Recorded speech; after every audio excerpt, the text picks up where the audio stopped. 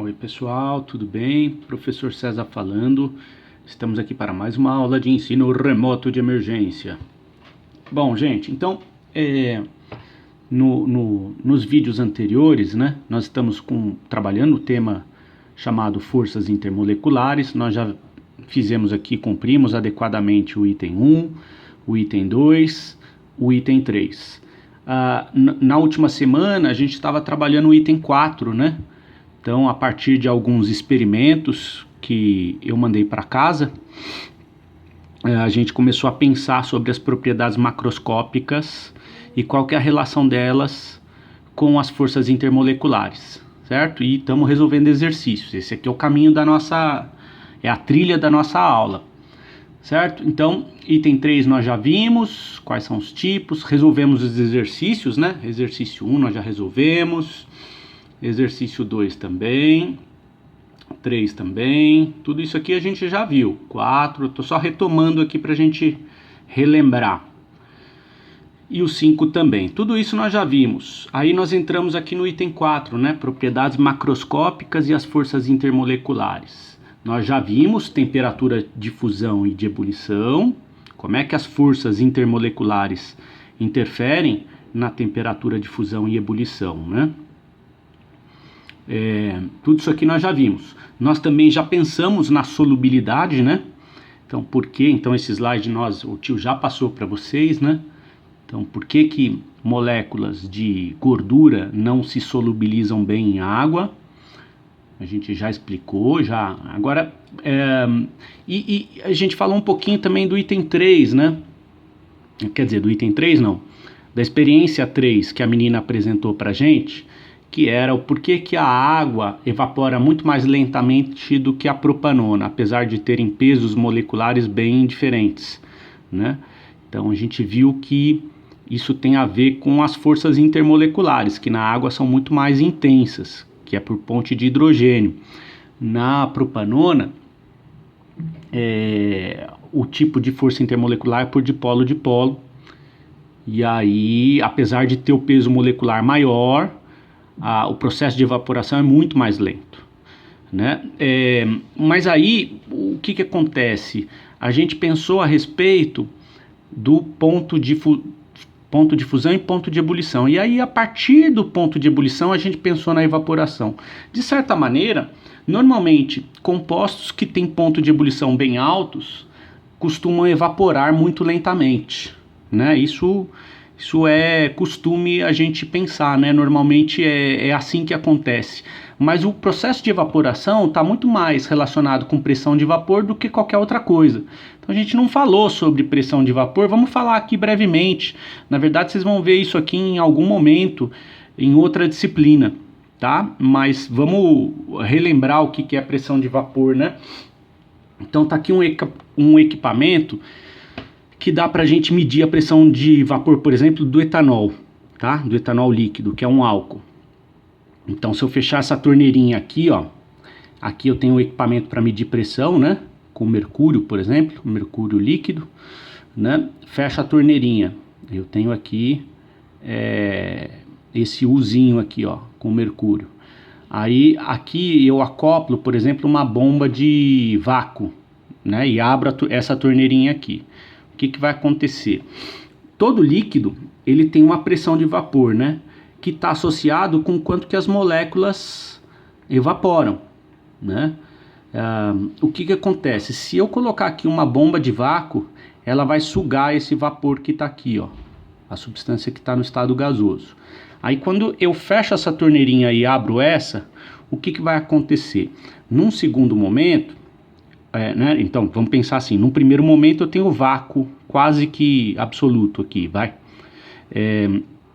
Num segundo momento em que eu fecho essa torneirinha e tiro a bomba de vácuo, o que vai acontecer? O líquido, ele tende sempre a evaporar, né? Então é normal, não preciso aquecer, ele vai evaporar naturalmente. Então uma molécula vai sair, depois vai sair outra, depois outra, e aí eu abro essa torneirinha aqui, ó, né? Essa daqui. O que vai acontecer? À medida que o tempo vai passando, as moléculas de etanol que vão evaporando, elas vão preenchendo esse tubo, né? E vão passar inclusive para cá, ó, porque a torneirinha está aberta, ó, perceba que o gás está preenchendo todo o ambiente, né? E aí o que acontece? Esse gás ele vai exercer uma pressão sobre essa coluna de mercúrio, né? Ele vai empurrar essa coluna de mercúrio, né? E essa altura, né? O quanto que empurrou, né? Está associado com a pressão de vapor.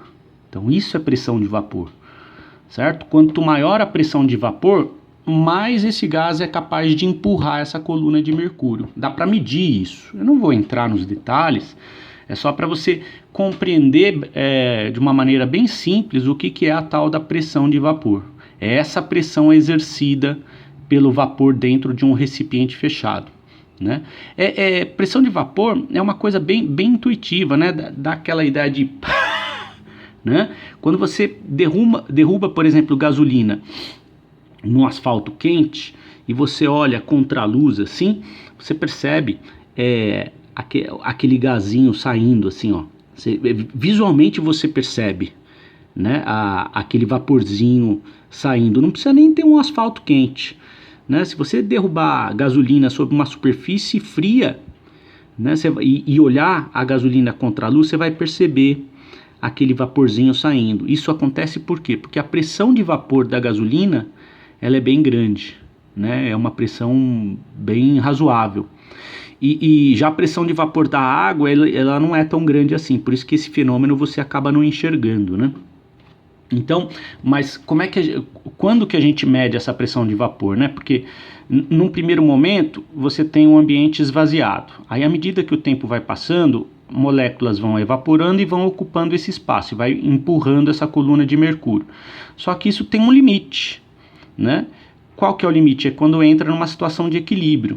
Eu não vou também entrar muito nessa questão do equilíbrio químico agora, porque vocês terão momentos para refletir sobre isso, mas é mais ou menos assim, ó. O que é o equilíbrio aqui, no caso, acho que fica mais adequada a palavra equilíbrio físico, né? Ou equilíbrio heterogêneo, enfim, não importa o termo que a gente usa. O fato é que uma situação de equilíbrio aqui é assim, ó, a quantidade de moléculas que vão evaporando entra na mesma velocidade das moléculas que vão voltando para o estado líquido. Então, quando eu tenho esse sentido na mesma velocidade, né, esse fenômeno ocorrendo na mesma velocidade, eu tenho uma situação de equilíbrio, né?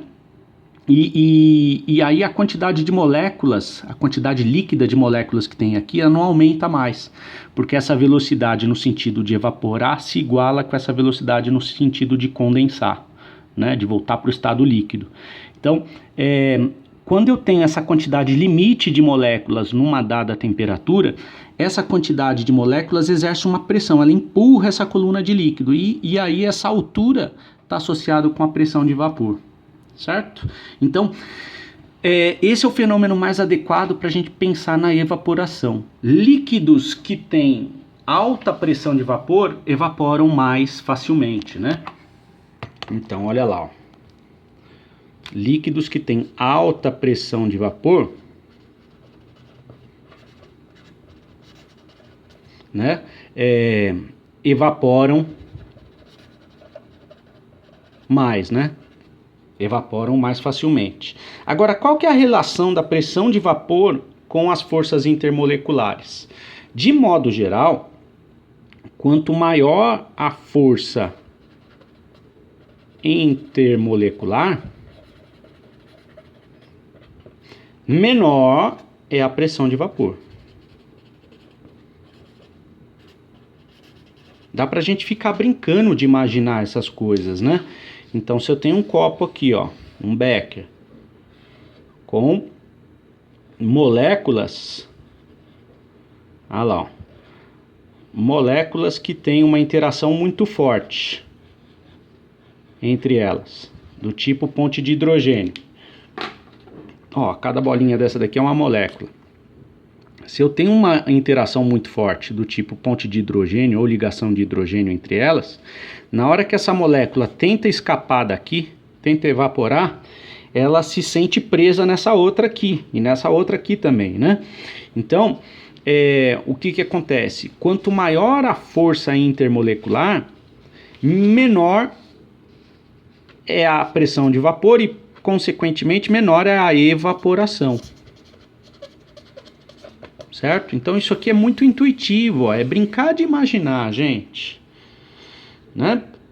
Já se essa interação aqui é bem fraquinha, o que acontece? Quando essa molécula tiver uma energia cinética o suficiente para se despregar, né, na hora que ela tenta sair e ela encontra uma resistência baixa aqui, porque ela tem uma interação fraca com outras moléculas, ela vai escapar.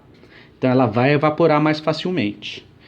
Tá claro isso, gente? Então foi só para redimensionar meu argumento em relação à semana passada. Beleza? Ficou claro então? Então vamos lá, vamos continuar a brincadeira.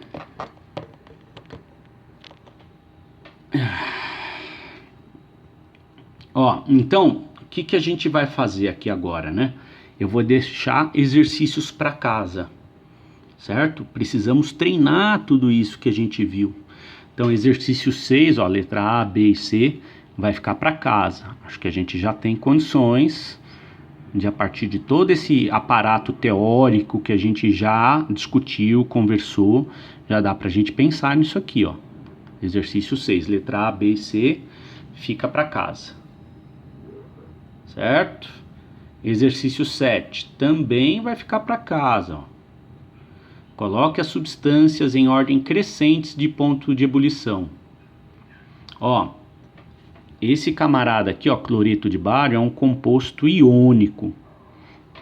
Então, ó, ele tá, ó, aqui, ó, quando a gente pensa nas interações moleculares, ó, entre esses caras aqui, ó, molécula apolar, então forças de London, ácido fluorídrico, ponte de hidrogênio, neônio, né? O neônio, qual que é o tipo de interação que existe entre os átomos de neônio, né? Ou quem preferir falar moléculas de neônio, a molécula do neônio tem um átomo só, né? Depende do que você quer dizer. Mas enfim, o neônio, a interação entre um átomo e outro de neônio é por forças de London. Já aqui, ó, eu tenho uma molécula polar, polarzinha. Qual que é o tipo de interação que vai ocorrer entre as moléculas do monóxido de carbono? É o tipo de interação chamado dipolo-dipolo, né? Então, você tem que olhar várias coisas. Você tem que olhar o tamanho da molécula e você tem que olhar qual que é o tipo de interação entre elas. E aí sim, a partir do tamanho da molécula, ou peso molecular, e também a partir das forças intermoleculares, você vai colocar em ordem crescente de ponto de ebulição. Agora eu já vou dar uma dica, né? Esse composto aqui é um composto iônico. Portanto, as interações entre compostos iônicos são muito fortes, né? Então extrapolam inclusive o tipo de interação por ponte de hidrogênio. Então quando você tem aqui, ó, o Ba, né, doando o elétronzinho dele para um átomo de cloro, numa ligação iônica, e doando outro elétronzinho dele para outro átomo de cloro, né, você tem aqui, ó, um composto iônico. Quando eu penso na interação entre compostos, né, entre um agregado, né, que forma um composto iônico e o outro, ó, aqui eu tenho um ponto, né, uma eletronegativa, um polo negativo muito grande, aqui também, né, por conta da diferença de eletronegatividade que é gigantesca, tá? E o bário vai formar um ponto positivo muito grande. Esse sinal negativo e esse positivo, ele é muito mais intenso do que na ponte de hidrogênio.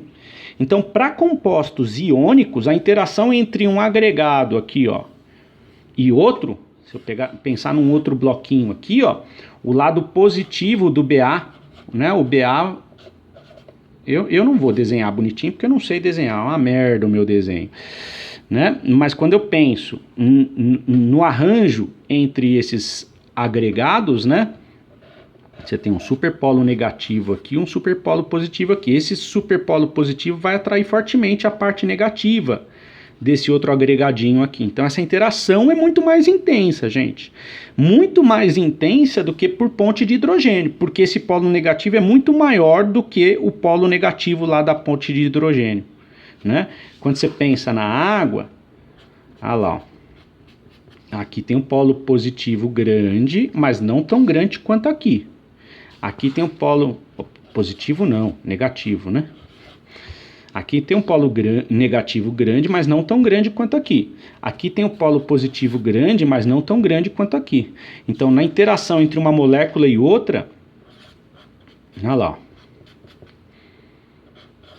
Essa interação que a gente chama de ligação de hidrogênio, ela é mais frágil, mais fraca do que aqui, ó, né?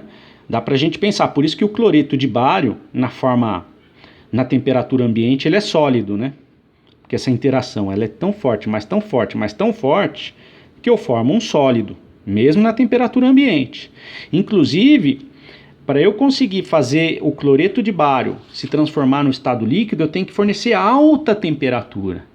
Olha só que legal, gente. Quando a gente pensa nas forças que ocorrem entre as moléculas, entre os agregados iônicos, se a gente chamar assim, né?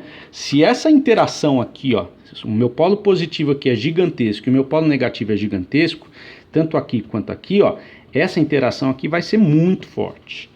Então, esse pacotinho aqui vai ficar muito conectado a esse pacotinho, vai ter um enrijecimento muito grande. Então, eu preciso de muita temperatura para dar um grau de liberdade aqui grande, para que esse camarada aqui, numa temperatura ambiente, estado sólido, tá no estado sólido, se converta para o estado líquido, porque o estado líquido tem maior grau de liberdade, né? E eu preciso fornecer uma temperatura muito maior ainda para passar esse camarada para o estado gasoso.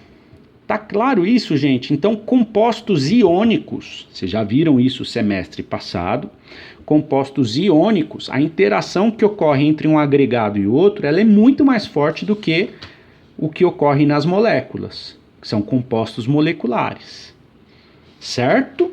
Então, quando a gente olha para essa fileirinha aqui, ó, eu tô ajudando vocês. Esses daqui, ó, a gente já falou sobre eles, vocês já têm condições de escalonar, de colocar aqui em ordem de ponto de ebulição. Esse aqui, ó, a gente não falou sobre ele. Vocês falaram sobre ele no semestre passado, de alguma maneira. E agora o tio comentou para ajudar vocês. Então, com certeza, esse camarada aqui vai ter o maior ponto de ebulição de todos. Porque a interação que ocorre entre um agregado e outro, ela é muito mais forte, porque o polo positivo aqui é muito grande e o polo negativo também. Certo? Muito bom. 8, esse aí também vai ficar para casa. Ó, o 7 o tio já deu a dica, esse aqui tem o maior ponto de ebulição. Os outros você coloca em ordem do jeito que você acha que é, né? Claro que levando em consideração tudo que a gente já falou. Exercício 8, faça o que se pede. Identifique as forças intermoleculares presentes nas seguintes substâncias. Então, você já aprendeu também a identificar essas forças. Letra B, selecione a substância com maior ponto de ebulição. Aqui também, dá para você fazer já. Muito bem. 9. Olha só como é que foi importante aquele preâmbulo que a gente já fez lá atrás, né? De tentar entender por que ocorrem as forças intermoleculares, ó. Os momentos de dipolo da acetonitrila e do iodeto de metila são 3,9 debs ou debais e 1,62, respectivamente. Perguntinha, né? Responda. Qual dessas substâncias terá maiores atrações de polo entre as moléculas? Certo? Letra B. Qual dessas substâncias terá maiores atrações do tipo de dispersão de London? Letra C. Os pontos de ebulição da acetonitrila e do iodeto de metila são 354,8 kelvins e 315, respectivamente. Qual substância tem maiores forças de atração como um todo? Então, ó, perceba, ó, a primeira pergunta é qual dessas substâncias terá maiores forças, né, maiores atrações de polo entre as moléculas, né? Letra B, qual vai ter mais dispersão de London? Certo? Lembrando que a dispersão de London tem a ver com peso molecular, tem a ver com o tamanho da molécula. Tá? Então esse aí também você já tem condições de responder. Exercício 10. Coloque essas substâncias em ordem crescente. Ué, esse 10 parece que é igual ao outro que eu coloquei aqui para você. Ah, igual, ó, o 10 esquece. Não sei porque que veio igual, mas enfim. O 10 é o mesmo do 7, tá? 11. Faça o que se pede. Identifique as forças intermoleculares presentes nas seguintes substâncias. Selecione. Ué, parece que é igual, gente. Eu tô viajando na maionese. Aí, ó, o 10 e 11 esquece. É igual ao 7 e 8. Tá bom? O 10 e 11 esquece. É idem. O 12, esse daí a gente precisa fazer junto, gente. Coloque as substâncias em ordem crescente de volatilidade, certo? Qual desses compostos são mais voláteis? Ou seja, o exercício 12 está fazendo a mesma brincadeira da experiência de número 3. Pensa que eu vou colocar essas substâncias num copinho para ver quem evapora primeiro, né? Quem evaporar menos tem menor volatilidade. Quem evaporar mais facilmente vai ter maior volatilidade. Ok? Todo mundo lembra o conceito de volatilidade? Tem a ver com o quanto que o composto evapora, a facilidade que o composto tem para evaporar, certo? Muito bem. Então, vamos dar uma resposta. Esse aqui eu acho que é importante o tio fazer com vocês, né? Por quê? É bom dar uma resposta errada primeiro. Olha só, é muito comum... Vem com o tio. Depois eu vou dar a resposta certa para vocês. Então é para eu colocar em ordem crescente de volatilidade. Quando a gente olha para esses compostos, ó, nós temos CH4, CBr4, CH2, Cl2, CH3, Cl, CHBr3 e CH2BR2. Quando eu olho para esses compostos, aliás, ó, eu já sei, só batendo o olho aqui, ó, é sempre bom você colocar o desenho estrutural do composto, né? O que é o CH4? É esse C conectado com 4 carbonos, no tridimensional, com 4 hidrogênios, aliás, no tridimensional, né? Ó, isso aqui, ó, lembra que eu te mostrou as moléculas para vocês já no tridimensional, né? A brincadeira toda, quando a gente brinca com vetores, né, um acaba anulando o outro, né? Então tem um vetorzinho para cá, um vetorzinho para cá, um vetorzinho para cá, um vetorzinho para cá, né? No final das contas, essa molécula aqui, ela é apolar. Lembrando que esse vetor ele é bem fraquinho, né? Porque a diferença de eletronegatividade do carbono e do hidrogênio ela é bem baixa, tá? Então, como essa molécula é apolar e tem um peso molecular muito baixinho, baixo peso molecular, vamos pensar nas interações de CH4, ó. Ó, tem até que, ó, tem uma molécula de CH4, outra molécula de CH4. Olha lá, ó. Então, como essas moléculas são apolares e têm baixo peso molecular, se elas são apolares, qual que é o tipo de interação que ocorre entre elas? É o mais fraco que existe, que é por força de London. Ó, certo? Então, olhando para esses compostos aqui, ó, esse camarada, eu já sei que o tipo de interação entre as moléculas é por forças de London e ele tem baixíssimo peso molecular, é o menor de todos eles, então eu já sei que esse camarada é o menos volátil de todos, né? Quer dizer, o menos volátil não, o mais volátil de todos, é o que evapora mais facilmente. Então eu já coloco ele aqui, ó, sem dúvida nenhuma. O CH4 eu coloco ele aqui, ó, em primeiro lugar, é o que tem maior volatilidade de todos. Certo? Muito bem, agora a grande sacada, né? O que não faz a gente querer, o que gera a grande dúvida aqui nessa questão, e essa questão 12 ela é bem danadinha por conta disso, é difícil de responder ela de maneira certa, porque você no final das contas não sabe o que pesa mais, se é a força de London ou se é o tipo de força de polo, né? Então é muito comum você colocar em segundo lugar aqui, ó, o CBr4 como composto mais volátil, segundo composto mais volátil. Por quê? Olha o que o camarada imagina. Ele imagina isso aqui, ó. Olha lá. O C conectado com 4 BRs. Olha lá. E aí, como eu tenho um vetor de força para cá, aí tem que ver a eletronegatividade do bromo. Eu acho que é um pouquinho maior do que a do carbono, tá? Bom, se for o do carbono maior, mas eu tenho quase que certeza que o bromo é um pouquinho maior. Vamos olhar, vai lá na tabela. Se eu tenho a tabela de eletronegatividade aqui, para que eu vou ficar perdendo o nosso tempo, né? Vamos lá. Eu tenho uma aqui. Olha lá. Eletronegatividade, o bromo é maior mesmo, sabia que era maior. O bromo é 2,8 e o carbono 2,5. A diferença de eletronegatividade do bromo e do carbono, ela é pequena, ela é de 0,3.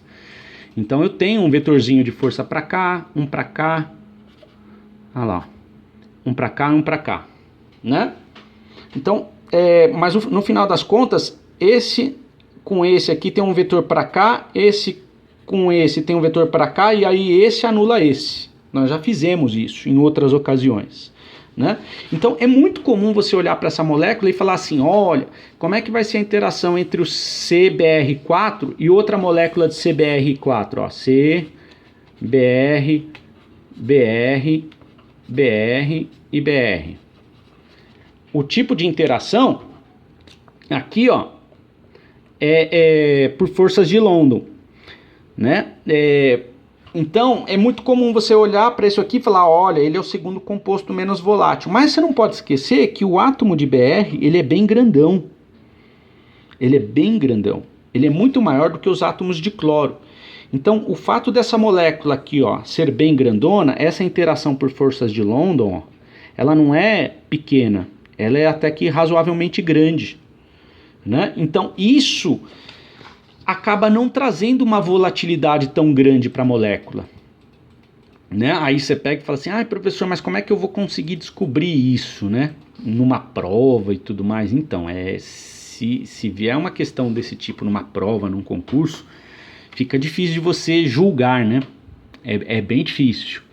Então, esse tipo de erro é muito comum, do camarada pegar esse aqui e falar assim, é por forças de London, essa molécula é extremamente apolar, ela vem em segundo lugar, né? Porque, ó, essa molécula é polar, então é por dipolo-dipolo.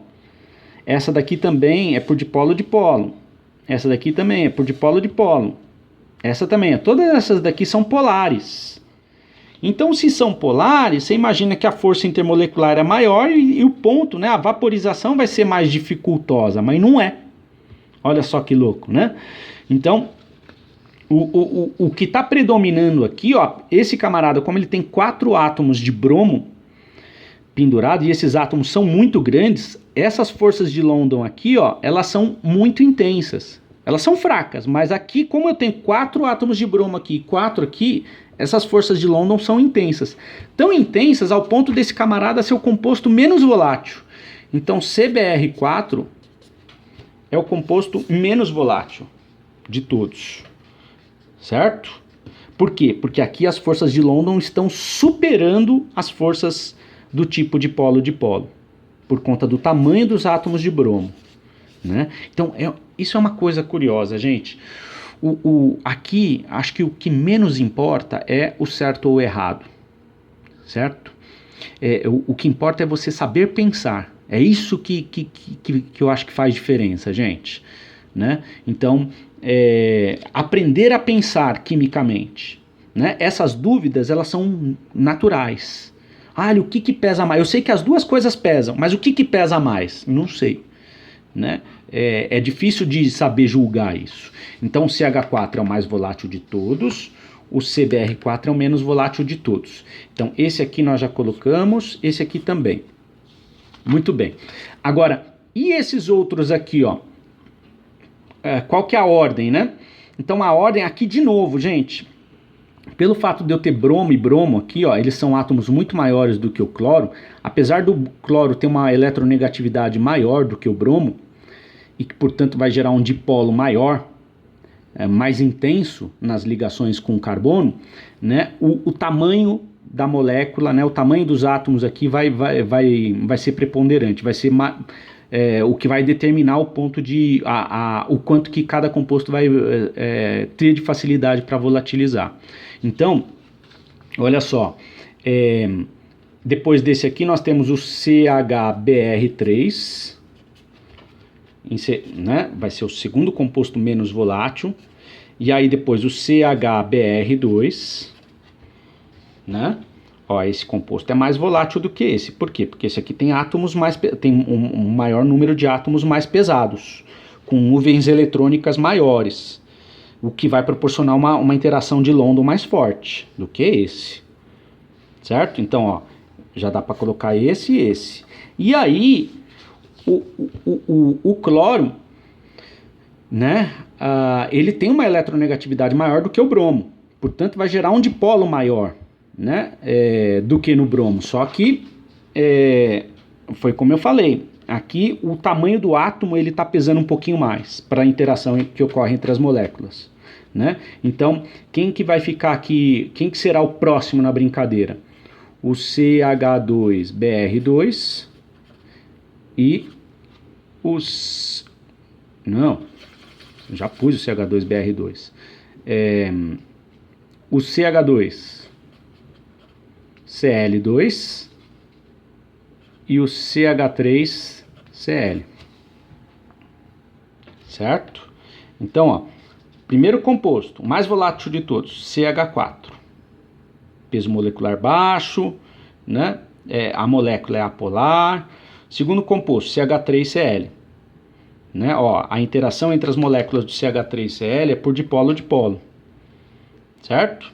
Depois, CH2Cl2, ó, tem 2 átomos mais pesados do que aqui.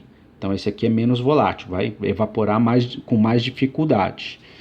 Depois, CHBr2, depois CHBr3, depois o CBr4. Tá claro, gente? Todo mundo conseguiu compreender? Quem não conseguiu compreender esse tipo de exercício, me procura no plantão. Vou parando por aqui. Beijo, beijo e até a próxima.